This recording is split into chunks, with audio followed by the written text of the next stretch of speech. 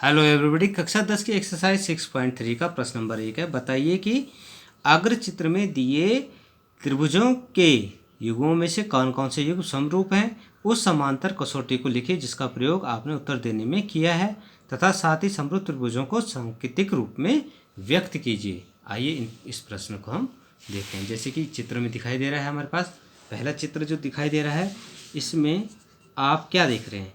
हम देख रहे हैं यहाँ पे देखिए कोण 60 कोण 60, 80 डिग्री 80 डिग्री, 40 डिग्री 40 डिग्री। तो यहाँ पे जो है कोण ए कोण पी के बराबर है, कोण बी कोण क्यू के बराबर है, कोण सी कोण आर के बराबर है।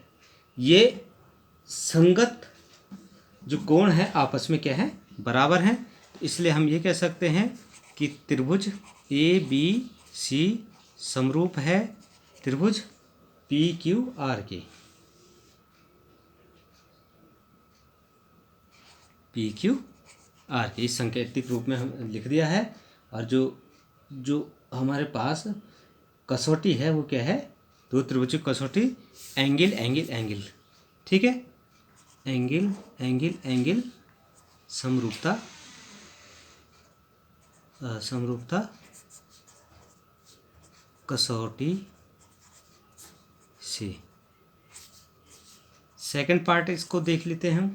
दूसरे पार्ट में देखिए यहाँ पे भुजाएं अलग अलग भुजाएं दे रखी हैं, ठीक है। संगत भुजाएं देखते हैं क्या इनका अनुपात आपस में बराबर है। हम देखते हैं A B upon P Q, आप देखें तो 2/6, ये कितना 1/3 आता है, ठीक है। दूसरा है बी सी अपॉन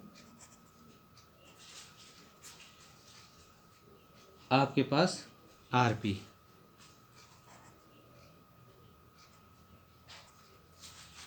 तो ये हो जाता है 1/2, ठीक है।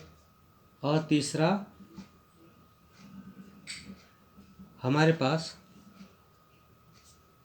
इसको बल्कि 2/4 ले लेते तो ये 2 आ जाता है। तीसरा देखिए ए बी बी सी ए सी ले लेते हैं, ए सी के संगत देखिए पी क्यू ले लेते हैं, पी क्यू यहाँ पे इसको जो हमने क्यू आर लिया था, ये हो गया 6, तो 1/2।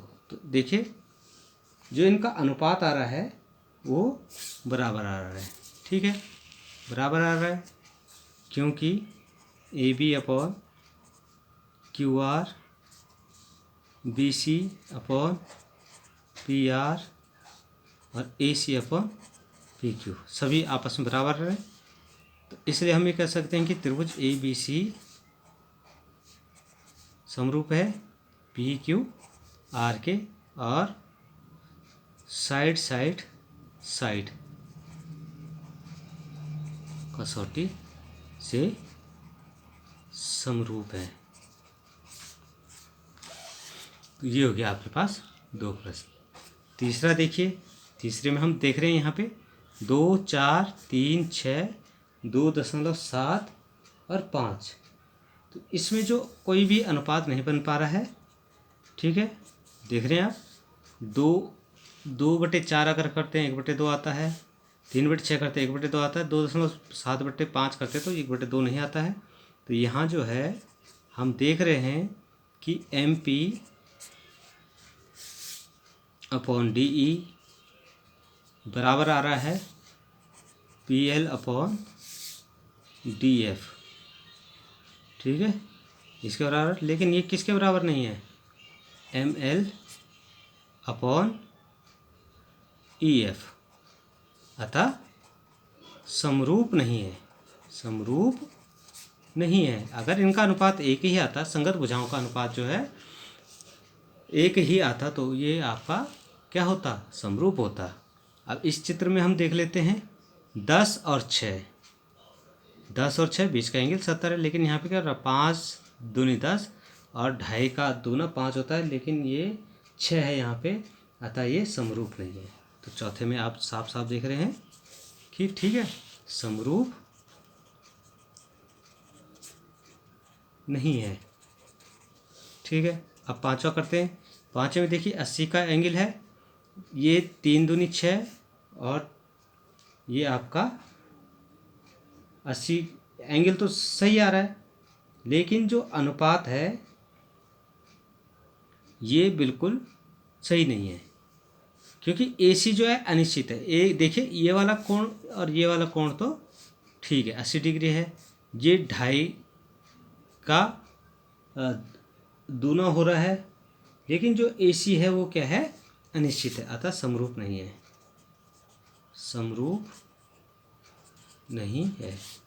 अंतिम पार्ट देख लेते हैं। 70 80, 70 80 और 30, तो 8 और 3 11, 11 और 7 18, 180 आ रहा है, तो ये क्या है, समरूप है,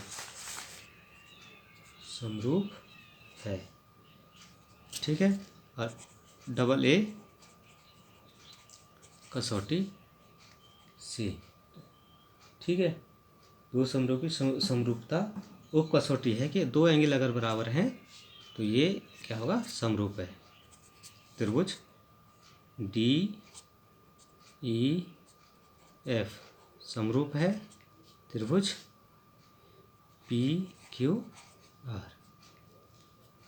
तो इस तरह से ये प्रश्न हमारा सॉल्व हो जाता है। तो ऐसे इन प्रश्नों को हम हल करेंगे।